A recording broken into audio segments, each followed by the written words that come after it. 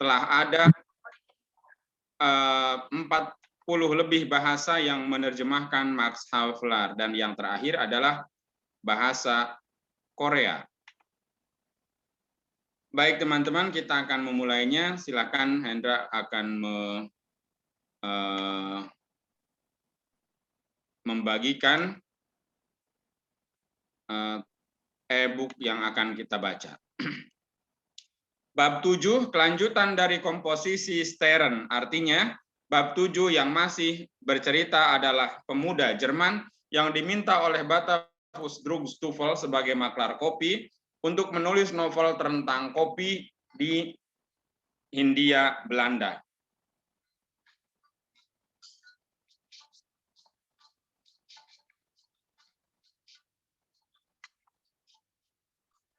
Mohon maaf, ini ada suara dari mana ya?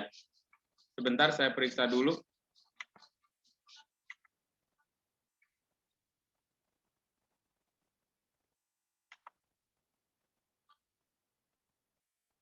Halo, ini suara dari sebentar. Sudah hilang. Baik. Presiden Banten memperkenalkan bupati dan pengawas kepada asisten residen yang baru. Jadi Residen Banten, Bres Van Kempen, memperkenalkan bupati dan pengawas kepada asisten residen yang baru. Mohon maaf, Hendra, itu suara sengaja ya? Oke. Suara yang mana Pak nih? Udah di-mute sih. Di laptop saya ada suara. Aku nggak kedengeran aku. Mas Suban, oke. Siap. Baik, ada suara musik kayak gitu. Baik, kita lanjutkan. Dengan sopan, Havelaar menyalami kedua pejabat ini. Pengawas, selalu ada sesuatu yang menyakitkan jika bertemu dengan atasan baru. Pengawas langsung dibuatnya merasa nyaman dengan beberapa kata ramah, seakan Havelaar ingin segera memperkenalkan semacam keakraban yang akan memudahkan hubungan. Pertemuannya dengan bupati seperti yang seharusnya ketika menghadapi seseorang yang berhak mendapat payung emas, tapi yang dianggapnya juga sebagai adik. Nah, ini kemarin kita telah membahas bagaimana peran dan posisi adipati serta asisten residen. Jadi asisten residen Lebak menganggap bupati sebagai adik. Dengan ramah dan serius dia menegur kesopanan bupati yang berlebihan karena telah datang ke perbatasan distriknya dengan cuaca seperti itu. Jadi Havelaar menegur dengan sopan bahwa bupati kok harus capek-capek menjemput sampai ke Warung Gunung gitu ya, padahal ini sedang musim hujan dan cuaca sangat ekstrim karena ada angin besar yang menempa antara Warung Gunung dan Rangkas Bitung. Walaupun peraturan etiket tidak mengharuskan seorang bupati untuk melakukannya. Jadi sebenarnya tidak harus juga bupati sampai ngejemput ke Warung Gunung kayak gitu ya. Sungguh, kata Havelaar, Tuan Adipati, saya marah karena Anda telah begitu bersusah payah demi kepentingan saya. Saya pikir saya baru akan berjumpa dengan Anda di Rangkas Bitung. Jadi benar, ini dijemput di Warung Gunung kayak gitu ya, bukan di Rangkas Bitung. Saya ingin bertemu dengan Tuan Asisten Residen sesegera mungkin, jawab Adipati, untuk menjalin pertemanan. Pasti saya merasa terhormat, tapi saya tidak suka melihat seseorang yang berkedudukan setinggi Anda dan berusia seperti Anda telah bersusah payah dan menunggangi kuda pula. Ya, Tuan Asisten Residen, ketika tugas memanggil, saya masih tetap kuat dan cekatan. Itu terlalu memaksakan diri. Bukankah begitu, Tuan Residen? Tuan Adipati, sangat memang tidak ada batasnya. Bersemangat, imbuh Residen. Memang, tapi ada batasnya. Haflar harus mengulangi perkataannya seakan untuk menelan ucapan pertamanya tadi. Jadi ini basa-basi setelah Haflar bertemu, bersalaman, berkenalan, lalu mengucapkan terima kasih karena Adipati yang sudah sepuh. Pada saat itu Adipati Kartanatanagara mungkin sudah berusia 60 tahun. Lanjut. Jika Anda setuju, Residen, kami akan menyediakan tempat di kereta. Babu bisa tetap berada di sini. Kami akan mengiriminya tandu dari Rangkas Bitung. Istri saya bisa memangku Max. Begitu bukan, Tine? Ada cukup ruang? Itu sangat Berbruge, kami akan menyediakan tempat untukmu juga. Aku tidak mengerti. Baik, lanjut Residen. Aku tidak mengerti mengapa kau harus menunggangi kuda melewati lumpur secara tidak beralasan. Ada cukup ruang untuk kita semua, kemudian kita akan bisa saling mengenal. Begitu bukan, Tine? Sini Max, lihat Berbruge. Bukankah ini bocah kecil yang manis? Ini putraku, Max. Residen sudah duduk bersama Adipati. Haflar memanggil Berbruge untuk bertanya, siapa pemilik kuda kelabu berpelana merah itu? Kuda kelabu berpelana merah. Dan ketika Berbruge pergi ke pintu untuk masuk pendopo untuk melihat kuda mana yang disebutkan, Haflar meletakkan tangan di bahunya dan bertanya,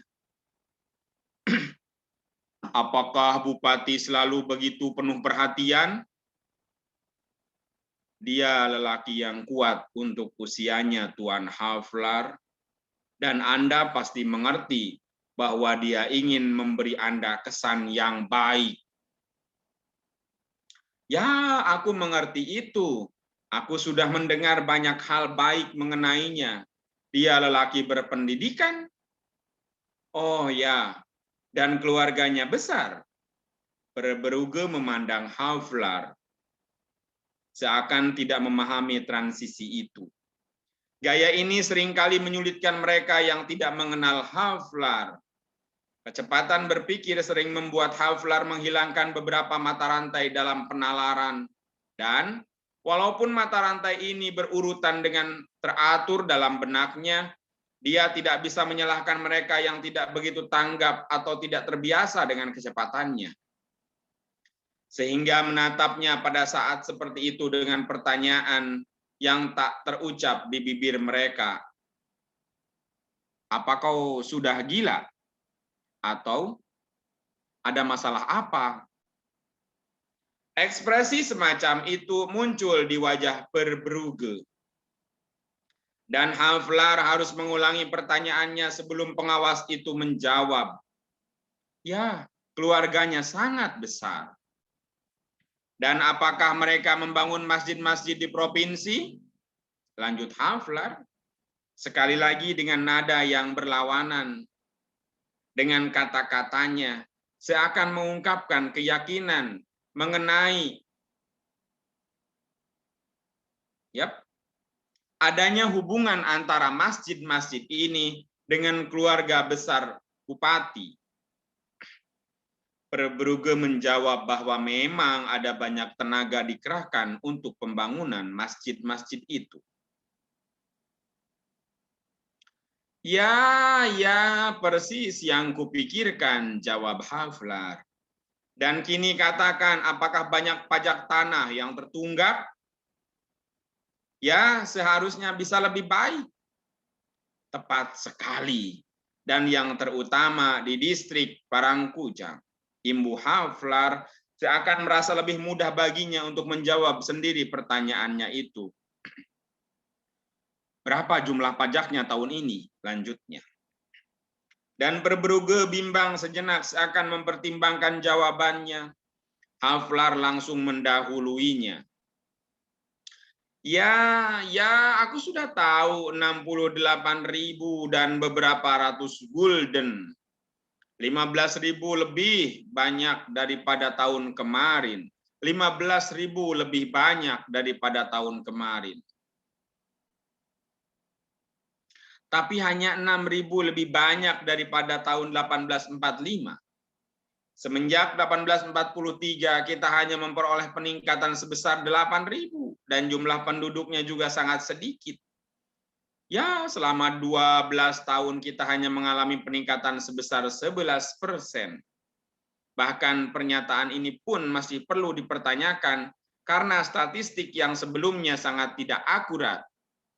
Begitu juga statistik yang sebelumnya lagi, antara 1850 sampai 1851. Bahkan terjadi penurunan dan pasar ternak tidak berkembang. Ini pertanda buruk. Astaga, lihatlah bagaimana kuda itu melompat dan mengangkat kaki belakang. Sini, Max. Bagian ini seperti seperti monolog ya, di mana Havelaar ngomong sendiri atas pertanyaannya sendiri. Berapa jumlah pajaknya tahun ini? Verbrugge, lanjut ya, halaman ini nih. Verbrugge menyadari bahwa dirinya tidak perlu banyak mengajari asisten residen yang baru ini. Dan dia tidak meragukan adanya peningkatan dari sekadar kenalan biasa di antara mereka, suatu keuntungan yang tidak dikehendaki oleh lelaki baik itu. Tapi ini lumrah, lanjut Havelaar seraya meraih Max. Di Cikandi dan Bolang, Cikandi ini dan Bolang ini masuk daerah Tangerang kalau sekarang. Bolang, Cikandi, tapi ada juga sebenarnya di Serang itu Cikande. Nah, nanti dicek Hendra apakah Cikandi adalah Cikande atau Bolang itu daerah mana Bolang? Apakah Bolang sama dengan daerah di Pandeglang atau ada yang di Serang? Bolang, oh ya, Bolang itu di daerah Banten, di daerah Kecamatan Carenang.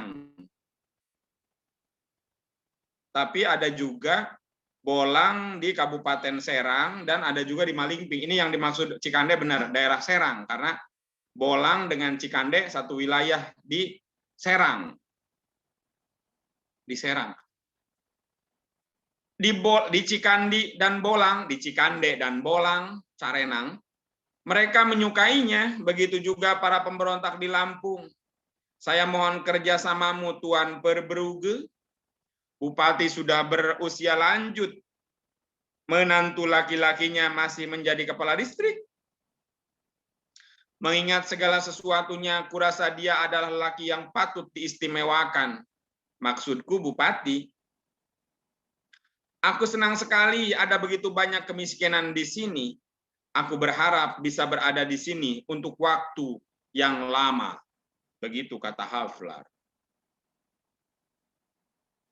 Kemudian Havelaar menjabat tangan Verbrugge, lalu mereka bersama-sama kembali ke meja tempat residen. Bupati dan Madam Havelaar duduk. Lebih dari 5 menit yang lalu, pengawas itu sudah memahami bahwa Tuan Havelaar ini, jadi ini dalam hatinya Verbrugge, Tuan Havelaar ini bukanlah orang tolol, seperti anggapan Komandan de Celari.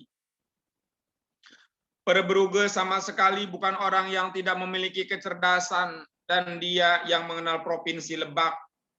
Nah ini seperti waktu pertemuan sebelumnya, Mbak Ingrid Nimpoeno tiba-tiba menyebut Provinsi Lebak.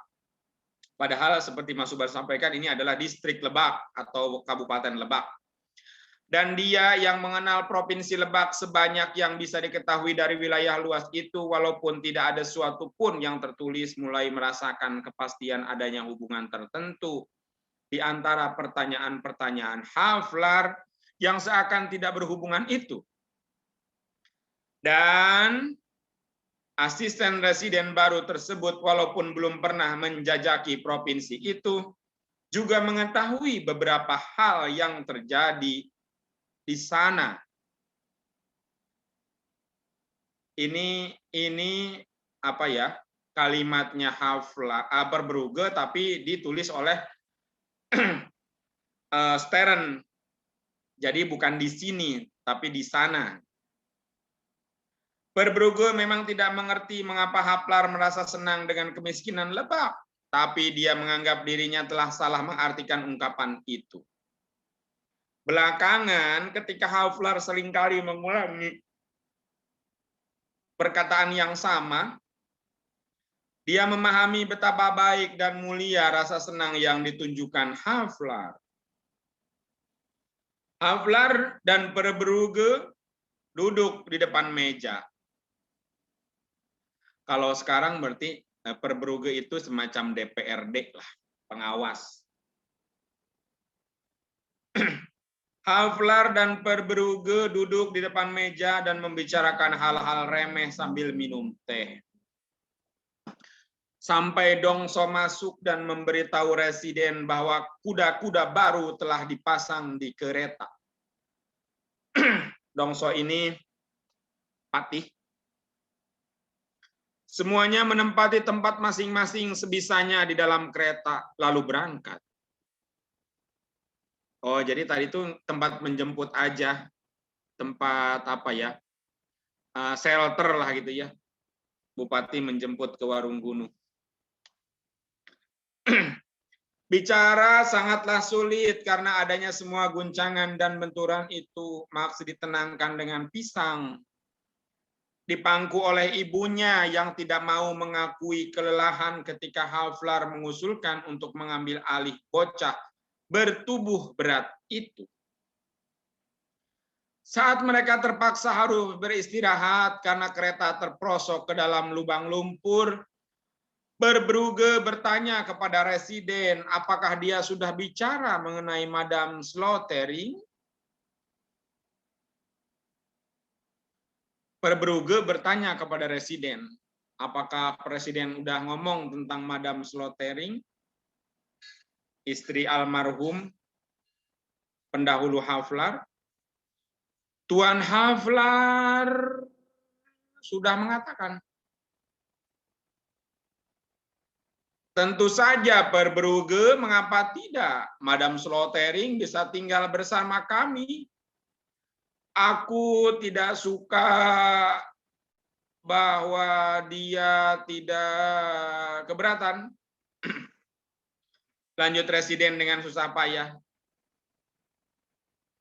Oh, mungkin kalau di zaman Orde Baru seperti Pak Sudomo, kalau bicaranya terpotong-potong. Garis-garis itu menunjukkan bagaimana intonasi atau cara bicaranya residen Banten Berespan Kepken.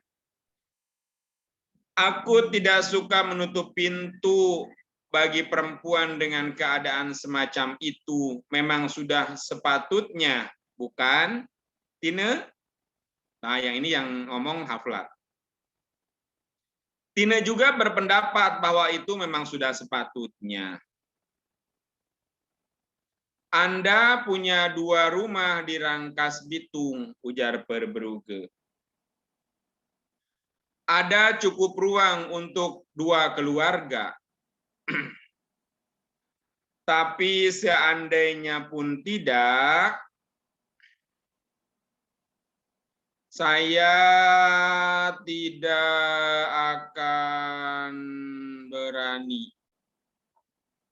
Wah, residen, ujar Madame Haflar, itu sudah pasti. Menjanjikannya karena itu, seandainya pun jumlah mereka 10 orang, jika mereka ingin tinggal bersama kami, ini tektokan antara Madame Slotering dengan residen Banten. Sangat merepotkan dan perempuan itu tapi mustahil bepergian pada saat seperti ini, Residen.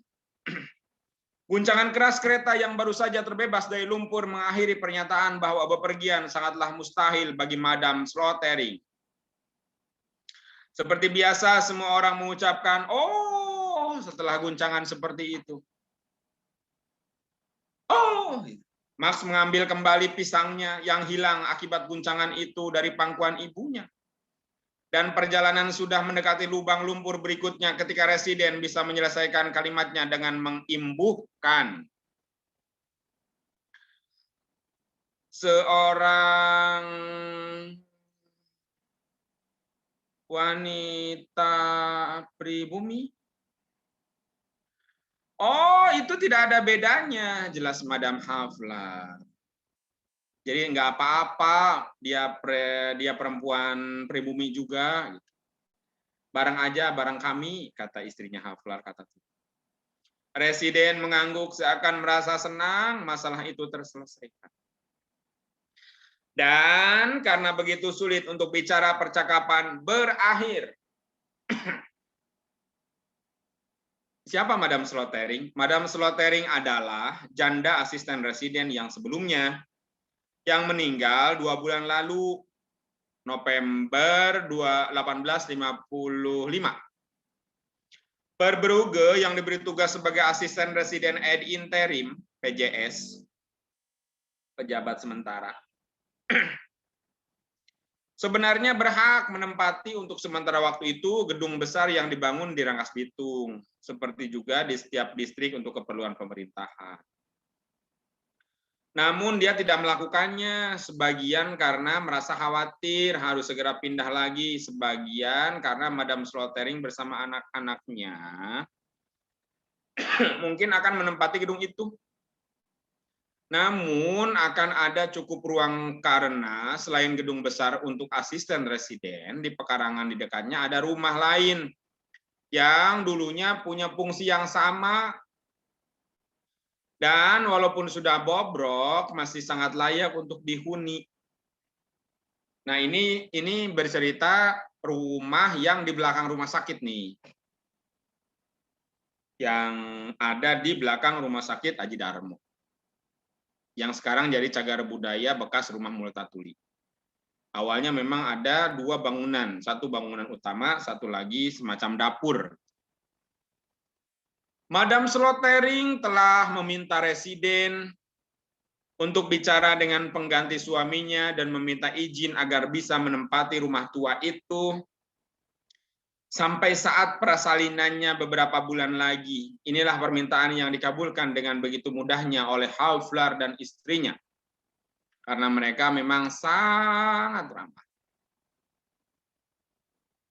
Residen mengatakan bahwa Madam Slotering adalah seorang wanita pribumi. Ini perlu sedikit penjelasan bagi pembaca yang tidak mengenal Hindia. Jika tidak, mereka akan cenderung salah menyimpulkan bahwa Madam Slotering adalah perempuan Jawa.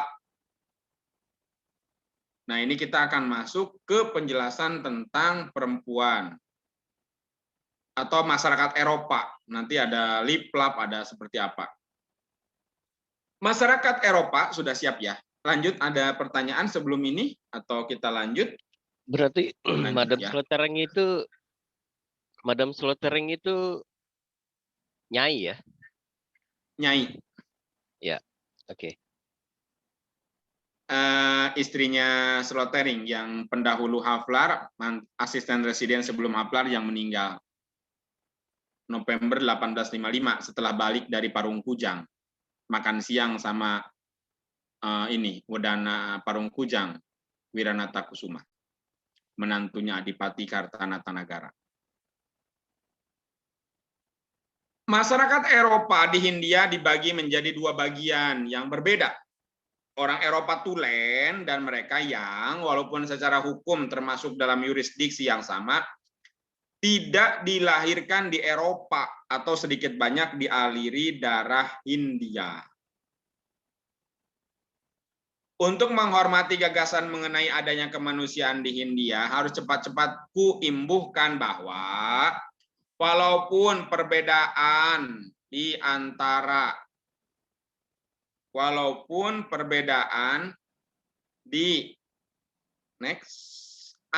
dua kelas manusia itu yang di mata orang pribumi sama-sama disebut Eropa bisa ditandai dengan jelas dalam pergaulan sosial. Pemisahan ini sama sekali tidak bersifat barbar seperti di Amerika. Aku tidak mengingkari, aku di sini maksudnya yang ngomong siapa ya? Apakah aku di sini Stern atau aku di sini? Iya, Stern, ini pasti penceritanya kan Stern ya. Aku tidak mengingkari masih banyaknya ketidakadilan dan keeksklusifan dalam hubungan kedua belah pihak. Dan kata liplap ini julukan di Hindia bagi anak dari seorang Eropa dan seorang pribumi sebagai sindiran terhadap bibir menonjol mereka. Liplap, bibir doer artinya. Jadi anak yang misalnya setengahnya atau ayahnya Eropa, ibunya Hindia atau sebaliknya. Kata liplap sering terdengar di telingaku sebagai bukti betapa orang kulit putih yang bukan liplap seringkali berada sangat jauh dari peradaban yang sesungguhnya.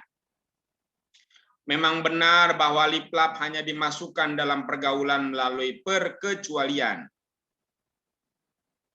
Dan mereka pada umumnya dianggap jika ada diperbolehkan menggunakan ungkapan yang sangat vulgar, tidak berdarah murni. Jadi bukan murni Eropa, tapi ada campuran. Tapi perkecualian atau pengabaian itu jarang diakui sebagai suatu prinsip. Semua orang bebas memilih teman mereka dan seseorang tidak bisa disalahkan menurut kepatutan Eropa jika memilih untuk bercakap-cakap dengan saudara sebangsanya sendiri daripada seseorang yang tidak hanya berkedudukan lebih tinggi atau lebih rendah dalam pergaulan, tapi juga tidak sepaham dalam kesan dan gagasan. Atau, dan ini mungkin yang terutama, prasangkanya menjurus ke arah lain. Liplap punya banyak sifat yang baik, begitu juga orang Eropa. Keduanya juga punya banyak sifat yang buruk. Dengan demikian mereka sangat serupa. Tapi sifat baik dan buruk yang mereka miliki terlalu jauh berbeda, sehingga secara umum hubungan di antara mereka tidak membawa kepuasan bagi kedua belah pihak.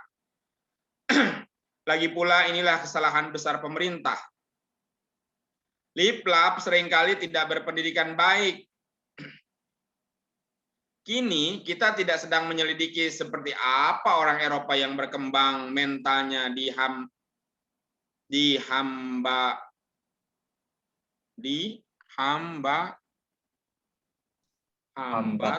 hambat. Kini kita tidak sedang menyelidiki seperti apa orang mereka yang perkembangan mentalnya dihambat sejak muda, tapi secara umum jelas bahwa terhambatnya perkembangan mental liplap tidak menghalangi kesetaraan mereka dengan orang Eropa. Dan walaupun ada liplap yang jelas lebih unggul daripada orang Eropa tertentu, dia tidak ditonjolkan gara-gara asal usulnya.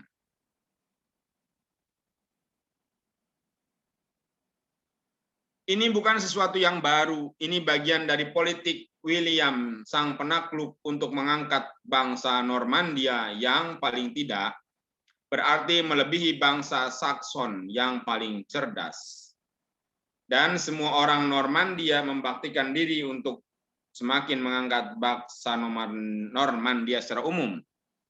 Terutama demi kepentingan William sendiri, karena dia seringkali akan menjadi orang yang paling tidak berarti tanpa pengaruh dari saudara sebangsanya sebagai pihak yang berkuasa. Mas, Yep. Mas, ini menarik ini. Yep. Liplap ini darah campuran gitu ya, kaum Yap, Indo ya, Indo. yang kalau di Harry Potter itu kan yang darah kotor itu kan ya, Yap. atau ya, nah maksudku, sebelum masuk ke yang berikutnya sih, dia dia kayaknya ngasih konteks luasnya ya di Eropa gitu. Aku nggak tahu kalau Peranakan, misalnya blasteran. ya peranakan ya, kalau di nah itu blasteran ini muncul karena kolonisasi terjadi kan. Budaya Indis itu muncul ketika mereka datang ke sini dan mereka tidak membawa keluarga, akhirnya mereka menikah dengan orang lokal gitu kan. Mm-mm. Mmm, nah ini menarik nih karena bagian ini aku melihat di awal-awal kan kita membaca tentang sesuatu yang bersifat protokoler gitu ya, yang ya seorang pejabat baru dan pejabat, eee, orang Eropa baru dan disambut oleh seorang bupati pribumi yang menurut Haflar itu berlebihan gitu. Tapi bagi seorang pejabat lokal itu penting gitu kan untuk menjaga hubungan baik bagi dia gitu kan. Aku Betul. punya beberapa komentar sih sebenarnya tentang itu, tapi nah yang bagian ini kan sudah bicara yang berbeda gitu, yang Ya, diperantarai dengan peristiwa di dalam kereta yang ya itu, eee, a ya ini menarik sih menurutku lip lap. Ini aku baru maksudku ini istilah yang dulu apa, diungkapkan gitu ya. Karena yang dikenal sekarang kan blasteran atau apa, Indo gitu peranakan. ya, atau peranakan. Lip lap ini bahasa mereka yang itu istilah yang diciptakan oleh di Eropa kah atau di Hindia Belanda gitu istilah lip lap ini? Karena, ya itu sama, mmm, ini sangat khas, ini rasis ya, kalau menurutku ini rasis gitu. Karena ketika dia Ya, Belanda Liplap, misalnya Belanda Depok. oke oke, itu konteks berikutnya kemudian ya, apa, Betul. Belanda Depok atau Belanda Betawi mungkin gitu ya, eee apa, ya mereka tadi mencirikan bibir gitu loh, bibir yang lebih doer atau lebih Duer. besar daripada bibir orang Eropa. Aku nggak tahu apakah emang orang Eropa nggak ada yang doer kah gitu, aku nggak tahu juga kan. Jangan-jangan ini stereotip aja gitu, eee maksudku kalau nonton beberapa film tentang isu-isu apa, rasisme ala Nazi gitu kan mereka membedakan orang Yahudi itu dengan hidung yang lebih besar seperti terong, bibir yang lebih besar kayak gitu. Jadi walaupun mereka mungkin berkulit putih, sama-sama berkulit putih gitu antara liplap dengan totok gitu mungkin, tapi mereka tetap punya gitu pembeda dan khususnya bagian tubuh menurutku ini rasis sekali ya. Tapi mungkin rasis yang agak halus gitu karena mereka tidak terlalu membedakan, ya di beberapa bagian sebelumnya kan, ya biasa aja gitu, tapi ada gitu. Ada di dalam kepala mereka antara totok dengan peranakan itu ada bedanya khususnya di bibir gitu. Terus beda secara sosial, yang Indo itu pendidikannya tidak tidak apa, tidak lebih baik daripada yang totok kan tadi ya, di atas tadi Ya, disebutkan gitu. Ya itu sih, mungkin diskusinya akan bicara tentang bagaimana segregasi dan ya, karena di dalam 4 pembagian ya. Eropa, Timur Asing, Pribumi, mereka ini beradanya abu-abu kan, Indo ini. Mm-mm. Nah, ya itu menarik sih. Oke, itu aja sih. Aku cuman gatel aja pengen komentar itu. Ya, ini peranakan atau eh, orang lain lah ya, the other atau apa istilahnya tuh, sang lain, alien gitu ya. Nah, eh, liplap ini memang seperti tadi disampaikan bisa dari anaknya Nyai gitu ya, atau pria Eropa gitu, menempati kelas yang berbeda dengan kelas Belanda Totok gitu ya. Jadi betul seperti Mas Subhan tadi, jadi ada kelas tersendiri, ada perbedaan tersendiri. Ini semacam apa ya? Tadi dijulukan di Hindia bagi anak dari seorang Eropa dengan seorang pribumi, mirip inilah Annelies gitu ya kalau di bumi manusia gitu. Tapi ini kesannya ke ini ke fisik ya, liplap. Tapi ada sih di Kamus Besar Bahasa Indonesia ini sudah diserap bermakna lapis-lapis atau juga bisa bermakna yang keduanya ya maknanya adalah peranakan atau blasteran. Jadi Belanda liplap misalnya gitu. Jadi udah diserap oleh ke KBBI juga. Gitu, Mas. Kalau aslinya mereka punya istilah apa ya liplap ini? Atau itu adalah istilah sana ya? Itu istilah yang tidak diterjemahkan oleh penerjemah ya, liplap ini? Tidak. Ya. Di bahasa Belandanya juga liplap.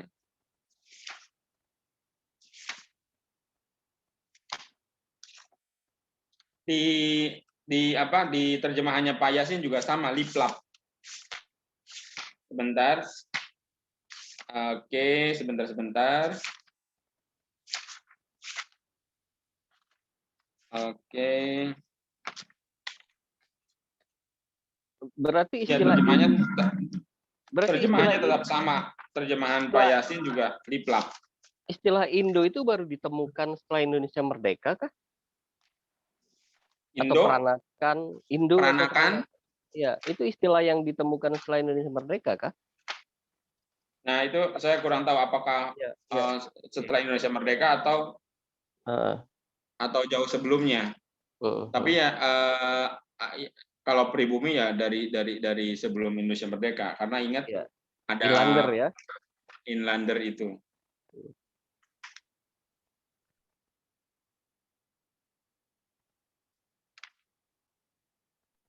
Indo. Nah, ini kalau terjemahannya Pak Yasin, liplap ini singkat aja, bermananya Indo aja gitu. Kalau di Jerman apa Mas Sigit? Di edisi Jerman.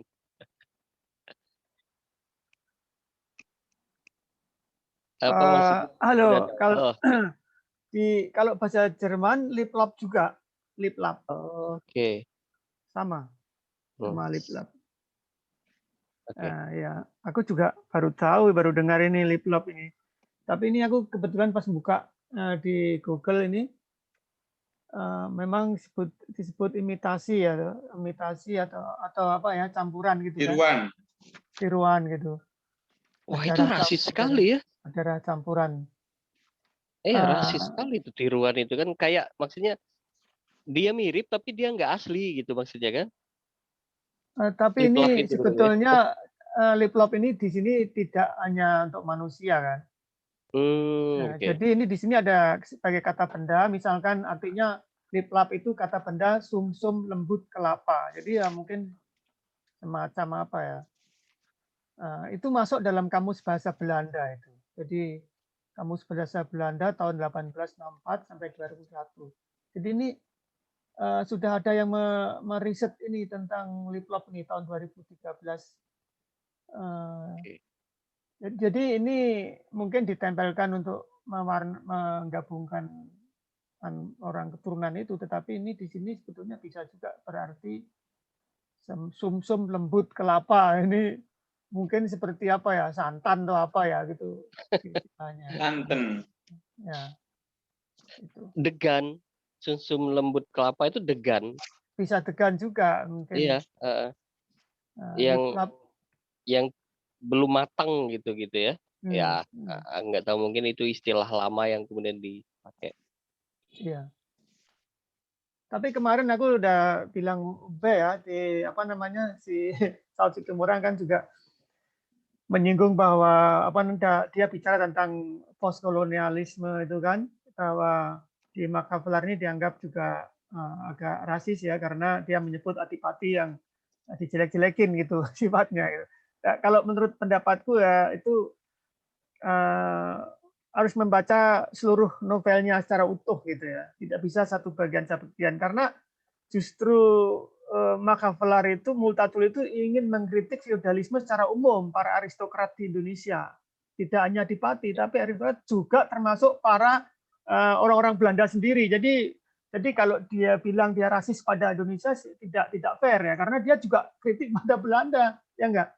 Namanya aja disamarkan Multatuli. Iya, iya. Aku nangkep di adegan sebelum ini kan, kita kan kalau seandainya ini difilmkan, kita kan bisa membayangkan bagaimana karakter si Havlar itu bicara gitu. Seperti orang muda yang nothing tulus gitu, yang datang kemudian dia berharap bisa mengabdi gitu kan, seperti orang muda yang masuk dalam satu pemerintahan dan aku sedang mengabdi kepada masyarakat, kepada negara gitu, yang tapi si Verbrugge yang sudah tahu politik lokal gitu, yang dia menjawabnya hati-hati sekali kan. Tadi dia seperti orang yang diplomatis ketika menjawab gitu. Sedangkan si Havlar itu ceplos-ceplos aja ngomongnya gitu, yang kalau istilahnya itu kan begitu cerdas, terus menerus ngomong, bertanya tentang kondisi lokal gitu kan. Ya aku nganggap itu dia sebenarnya seorang yang yang tulus aja gitu. Yang tulus, ingin mengabdi, datang, tapi kenyataannya bicara berbeda gitu. Jadi mungkin ketika dia menulis itu, dia ya mungkin kalau misalnya kritiknya Saud yang bilang ini rasis, ya dugaanku sih ya dia nulis aja gitu. Si ini nulis aja tanpa kemudian dia tidak tahu, dia mungkin tidak membayangkan resikonya gitu. Ketika di berapa puluh tahun kemudian tindakan dia itu dipandang dengan satu perspektif baru gitu kan, dia tidak bilang itu kan. Maksudku ya dia tidak pernah memprediksi itu gitu. Ya itu sih. Baik. Saya juga menemukan di bukunya Gerard Termoshuizen, maaf, di bukunya Hikayat Lebak, Robert Nevenhuis, yang kemudian dicetak ulang oleh komunitas bambu menjadi dari Hikayat Lebak menjadi apa? Ada Mitos dari Lebak. Mitos dari Lebak, yang mengutip tulisan Pak Sartono Kartodirjo bahwa Multatuli tidak peka terhadap pemimpin politik lokal. Setelah saya periksa, tidak, justru sebaliknya, Pak Sartono Kartodirjo tidak mengkritik Multatuli, bahkan Pak Sartono membenarkan apa yang ditulis oleh Multatuli. Jadi saya seperti sependapat dengan Mas Sigit bahwa J.J. Rizal, misalnya Saud Sitomorang, juga harus membaca secara utuh Max Havlar kata per kata, sehingga pemahamannya yang 2 tahun mendengung-dengungkan bahwa Multatuli adalah sok heroik dan tidak peka terhadap pemimpin lokal, ketika mempromosikan buku Mitos dari Lebak itu juga tidak benar. Jadi terbukti dengan adanya Max Havlar yang juga membelejeti praktek yang dilakukan oleh pemerintah Belanda itu sendiri. Baik, kita lanjutkan. Ya.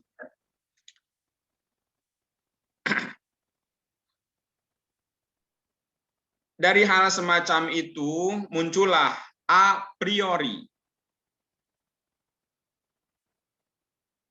masa bodoh, batasan yang hanya bisa disingkirkan melalui rancangan liberal filosofis dari pihak pemerintah. Dengan sendirinya orang Eropa yang menjadi bangsa dominan bisa sangat mudah menyesuaikan diri dengan keunggulan palsu ini. Batasan yang hanya bisa disingkirkan melalui rancangan liberal filosofis dari pihak pemerintah. Dengan sendirinya orang Eropa yang menjadi bangsa dominan bisa sangat mudah menyesuaikan diri dengan keunggulan palsu ini. Namun seringkali menggelikan mendengar seseorang memperoleh pendidikan di salah satu jalanan terkumuh Rotterdam mengolok-olok liplap karena mereka melakukan kesalahan dalam pelafalan dan tata bahasa. Seorang liplap mungkin saja sopan, berpendidikan baik atau terpelajar. Contoh-contohnya memang ada, sama seperti orang Eropa. Yang mungkin berpura-pura sakit, agar diturunkan dari kapal tempatnya bekerja mencuci piring. Dan kini menjadi kepala maskapai dagang yang memperoleh keuntungan besar dari indigo tahun 1800 sekian. Lama sebelum dia punya toko yang menjual daging asap dan senapan berburu. Namun, segera setelah orang Eropa ini mengetahui bahwa liplap berpendidikan terbaik pun mengalami kesulitan untuk membedakan H dan G dan G, H dan G, dia akan menertawakan ketololan orang yang tidak mengetahui perbedaan antara gek dan hek, tolol dan pagar. Untuk mencegah orang Eropa tadi menertawakannya, seorang liplap harus tahu bahwa dalam bahasa Arab dan Melayu, ca dan ha diungkapkan dengan huruf yang sama, bahwa Hieronymus menjadi Geronimus, dan akhirnya Jerome. Dan bahwa kita mengubah guano menjadi guano, sedangkan guild, heamut kita ubah menjadi huilen atau willem, atau William dalam bahasa Belanda. Namun ini terlalu sulit bagi seseorang yang memperoleh kekayaan dari perdagangan indigo. Jadi susah kalau orang susah menjelaskan sesuatu yang urusannya berurusan dengan pedagang, misalnya berurusan dengan orang yang orang Eropa tapi kaya tapi pendidikannya tidak tinggi misalnya. Tapi dia suka menertawakan liplap meskipun hanya salah mengucapkan H dan G. Akan tetapi orang Eropa seperti itu tidak bisa bercakap-cakap dengan liplap semacam itu. Aku mengerti mengapa Guillaume menjadi Willem atau William, dan harus mengakui bahwa aku telah berteman dengan banyak liplap, terutama di Kepulauan Maluku atau Kepulauan Rempah, yang mengejutkanku dengan luasnya pengetahuan mereka, yang memberiku gagasan bahwa kita, bangsa Eropa, dengan segala keuntungan yang kita miliki, seringkali, dan ini bukan hanya sekedar perbandingan, jauh lebih terbelakang daripada orang-orang Paria Malang ini. Nah, ini kritik Havelaar terhadap bangsa Eropanya sendiri. Jadi ini kalimat ini bisa menjadi senjata bahwa Multatuli mengaku bangsa Eropa dengan segala keuntungan yang kita miliki seringkali jauh lebih terbelakang daripada orang-orang Paria Malang ini. Maksudnya orang Eropa itu jauh sebenarnya terbelakang masalah rempah dan sebagainya. Mereka harus berjuang dengan inferioritas buatan dan palsu, serta prasangka terhadap warna kulit mereka semenjak dari buayan.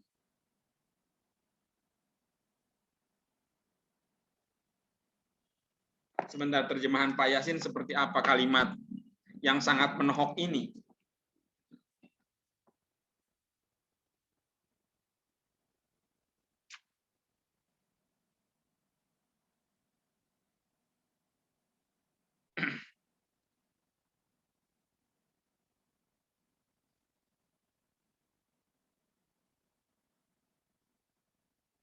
Bahwa kita orang Eropa, betapapun banyaknya fasilitas pada kita, seringkali dan bukan saja secara perbandingan jauh ketinggalan dari orang-orang Paria yang miskin itu, yang sejak lahirnya harus berkelahi dengan kedudukan yang lebih rendah, kedudukan rendah yang disengaja tidak adil, yang dibuat-buat, yang berkelahi melawan prasangka gila terhadap warna kulitnya. Jauh sekali ya. Terjemahannya lebih panjang Pak Yasin. tapi lebih apa ya? Ya keterangannya lebih panjang. Bahwa kita orang Eropa, betapapun banyaknya fasilitas pada kita, seringkali dan bukan saja secara perbandingan, jauh lebih ketinggalan dari orang-orang paria yang miskin itu. Yang sejak lahirnya harus berkelahi dengan kedudukan yang lebih rendah. Kedudukan rendah yang disengaja tidak adil. Yang dibuat-buat dan berkelahi melawan prasangka gila terhadap warna kulitnya. Prasangka gila orang-orang Eropa tentang warna kulit. Karena menganggap bahwa hitam adalah jelek, temannya setan, pahit, miskin, dan sebagainya. Namun demikian, Madame Slotering benar-benar bebas dari semua kesalahan dalam bahasa Belanda, karena dia hanya bisa berbahasa Melayu. Nah, suaminya Slotering mah nggak masalah, karena tengartiin bahasa Sunda, nggak mengerti bahasa Belanda, hanya mengerti bahasa Indonesia. Kita akan membahasnya lebih lanjut nanti ya, saat minum teh bersama Haplar, Tine, dan si kecil Mak di serambi rumah. Nah, ini ajakan kepada kita pembaca tahun ini, saat ini, bahwa nanti ya ngebahas Madame Slotering nanti ya, ketika minum teh lah di serambi depan gedung asisten residen di Rangkas Bitung, tempat mereka akhirnya tiba dengan aman dan selamat setelah mengalami banyak guncangan dan benturan. Residen yang hanya ikut untuk melantik asisten residen baru itu mengungkapkan keinginannya untuk pulang ke Serang pada hari itu juga. Karena dia, Haplar mengatakan bahwa dia juga ingin mulai bekerja secepat mungkin. Masih punya banyak pekerjaan untuk diselesaikan. Jadi diatur agar mereka semua bertemu setengah jam lagi di serambi depan tempat kediaman Bupati. Verbrugge sudah siap untuk ini. Berhari-hari yang lalu dia sudah mengundang para kepala distrik, patih, kliwon, jaksa, penagih pajak, dan beberapa mantri. Dengan kata lain, semua pejabat pribumi yang harus menghadiri upacara itu untuk datang ke ibu kota. Jadi Verbrugge sudah siap tuh mengundang para kepala distrik, para camat, patih, wakil camat, kliwon itu apa ya? Jaksa, penagih pajak, dan beberapa mantri.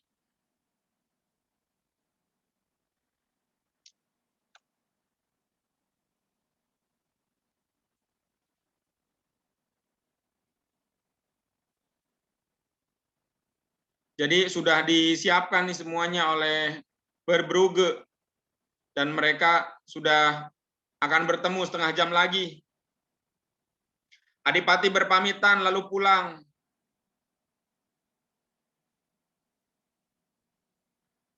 Madame Haplar melihat-lihat rumah barunya dan merasa sangat puas, terutama karena kebunnya begitu luas dan ini disukainya karena Max perlu berada banyak di udara terbuka.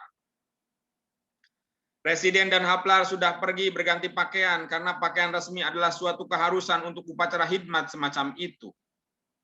Ratusan orang berkumpul di sekitar rumah, sebagian dari mereka telah mengikuti kereta residen dengan menunggang kuda dan sebagian lainnya adalah anggota rombongan para pejabat yang berkumpul. Semua polisi dan pejabat lainnya berlarian ke sana kemari dengan sibuk. Singkatnya, semua itu menunjukkan bahwa kemonotonan tempat terpencil itu kini telah terpecahkan. Jadi asalnya sepi, monoton, Rangkas Bitung tiba-tiba rame karena ada asisten residen yang baru. Baik, sampai di sini teman-teman pembacaan kita terhadap Max Havelaar bab 7 yang menceritakan kedatangan Havelaar, kemudian disambut oleh pengawas, oleh adipati, residen memperkenalkan adipati, pengawas memperkenalkan presiden memperkenalkan adipati dan pengawas, kemudian mereka bercakap-cakap, kemudian ada pembicaraan antara Verbrugge dengan Havelaar, kemudian juga bagaimana diksi liplap ini muncul setelah nongol tokoh Madame Slotering yang adalah janda dari Slotering, pendahulu Havelaar yang meninggal. juga bagaimana situasi menjelang pelantikan asisten residen Lebak yang baru, Haflar, yang akan menggantikan almarhum Slotering di Rangkas Bitung. Ini terjadi 21 Januari 1856. Terima kasih atas bergabungnya. Oh, ternyata ada Pak Ishak, ada juga Mbak Dian Kuanti, terima kasih. Sebenarnya kami berharap bisa lebih banyak, namun ini yang dapat bergabung. Terima kasih, selamat sore. Mungkin ada yang mau didiskusikan, silakan.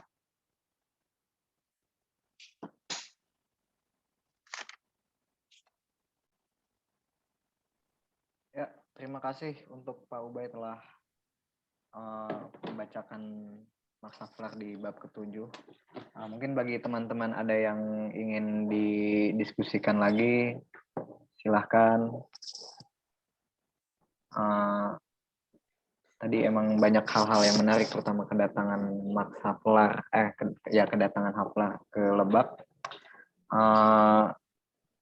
Catatan dari saya sih yang menarik adalah ya dia sebelum sampai ke tempat dia bertugas, dia sudah banyak mempelajari beberapa hal di daerahnya. Misalkan kayak tadi, sepertinya sebelum pejabat datang memang ada semacam MVO gitu, semacam MVO, Memory Fund of Forgive gitu. Mungkin nanti itu yang dibaca si Max atau Multatuli ketika dia mau bertugas ke sini. Itu yang pertama. Yang kedua, hal detailnya adalah saya memperhatikan yang kuda-kuda baru telah dipasang.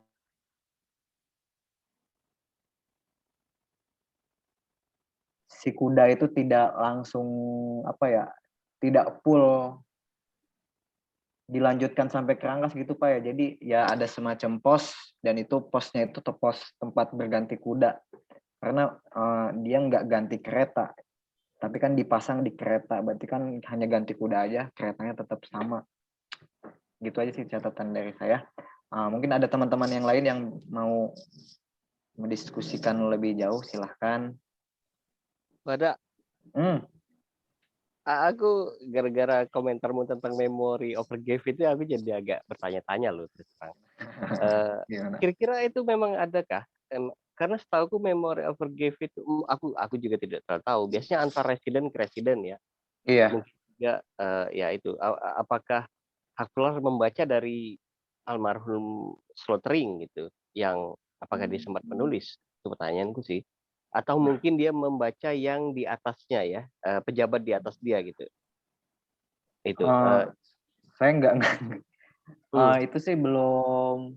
Kayaknya memang MVO yang sebelum 1880 memang kalau di ANRI ada sebetulnya, tapi kayaknya belum masuk ke inventaris arsip, belum diolah kayaknya. Cuma setelah 1880 khususnya yang MVO Banten itu udah ada dalam bentuk apa sih mikrofilm gitu ya. Cuman emang kayaknya yang sebelum 1880 masih bentuknya kayak catatan tulisan tangan gitu. Nah itu emang sulit dibaca. Aku menduga ini karena aku juga menduga, walaupun aku tidak sampai ke memori tadi, aku menduga karena dia kan di bagian-bagian sebelumnya dia menyebutkan tentang antara Pandeglang dengan Lebak yang berbeda jumlah penduduk gitu kan. Berarti dia bicara tentang sensus kan? Karena setauku memang kalau nggak salah 1830 pernah, tapi kemudian yang pernah dianggap sebagai sensus terbaik di Hindia Belanda, bahkan di luar Hindia Belanda saat itu 1830-50-an gitu. Aku menduga Havelaar mengakses dokumen itu gitu untuk kemudian dia membaca populasi dan data gitu. Aku menduga itu sih. Itu kalau komentarku buatmu sih. Kalau yang tadi aku masih ingin melanjutkan Mas Ubay. Yang apalagi sama Sigit tadi. Yang aku sepakat dengan pendapat Mas Sigit bahwa kita tidak bisa langsung ngecap Haflar ini rasis, itu sama kayak mungkin perbandingannya ketika istilah African American itu belum muncul, orang tidak punya pilihan selain menyebut negro, gitu kan? Atau orang berkulit hitam atau black lah, kayak gitu kan. Tapi kan negro itu sudah bahasa sehari-hari gitu. Tapi sekarang ketika kita menyebut negro itu rasis. Sekarang karena sudah ada istilah baru, karena perkembangan postkolonial sudah berkembang dan ya itu sih. Aku setuju dengan pendapat Mas Sigi dan Mas Uba yang bilang ya harus baca kata per kata sih. Ya, itu sih. Iya. Terima kasih Mas Suban, terima kasih Hendra. Terima kasih Mbak Dian. Mungkin baru masuk ya, tapi kita sebenarnya membaca dengan ada teks e-book tadi yang ditampilkan di layar. Jadi kita Mbak Dian ataupun siapapun yang ikut membaca Max Havelaar ini, tadi kita membaca 1 jam. Saya memegang bukunya di sini, tapi di layar juga ada teksnya. Jadi kita membaca pelan-pelan, mendiskusikan. Jadi sampai jumpa di minggu berikutnya. Kita akan bertemu pada Kamis depan, tanggal 17 Juni 2021 di pertemuan ke-15 membaca novel Max Havelaar yang ditulis oleh Multatuli tahun 1859 dan terbit pertama kali 14 Mei 1860, berkisah tentang Lebak dan Hindia Belanda secara umum. Latar ceritanya berada di Lebak, di Banten, namun menjadi novel pertama di dunia yang membuka busuk-busuk kolonialisme, borok-boroknya kolonialisme Hindia Belanda, dan menginspirasi para pemimpin bangsa Indonesia untuk merdeka. Terima kasih, selamat sore semuanya. Terima kasih. Kita tutup saja reading group hari ini. Terima kasih untuk teman-teman yang sudah bergabung. Kita akan lanjutkan bab 7 minggu depan yang pertemuan ke-15 seperti biasa di hari Kamis jam 3:30 sampai kurang lebih jam 5. Mungkin itu aja dari saya. Terima kasih.